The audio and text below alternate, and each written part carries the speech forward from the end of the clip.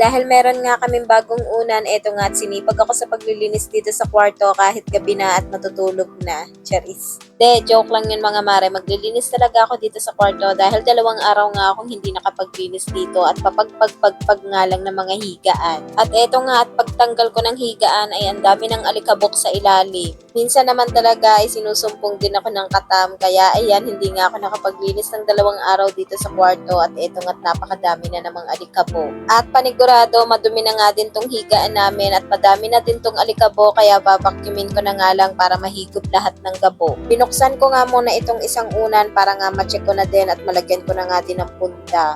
Tinry ko nga muna itong punta ko na medium size kung kakasya nga pero okay naman siya kaya lang medyo maumbok nga. Inumpisahan ko na nga din mag-vacuum at hindi nga muna ako nagpalit ng mga bedsheet dahil kapapalit ko lang naman. Nang mga oras nga na yan ay pinababantayan ko muna kay ate ang batang maliit dahil wala pa nga ang papa nila. Buti na nga lang at nakisama ang batang maliit at hindi nga siya nagliligalig. Minsan pa naman sa mga ganyang oras nagliligalig na siya dahil inaantok na. Minsan naman maaga pa lang naglilinis na ako ng kwarto namin pero mas madalas talaga gabi na ako naglilinis bago kami matulog. Dahil kapag maaga nga ako naglinis ay magdudumi din naman kinahapunan. Dahil hindi ko din naman nililigpit ng mga higaan namin at nakalatag lang to dyan dahil natutulog nga kami sa tanghali pati na din ang mga bata. At minsan talaga dito naglalaro sa loob ang toddler ko at minsan pumapasok na lang siya basta na galing sa labas hindi man lang nagpapagpag ng paa. Lumalabas pa naman yun minsan na nakatapak tapos papasok dito sa kwarto madumi yung paa niya kaya naiiwan niya dito sa higaan namin yung mga dumi na galing sa paa niya.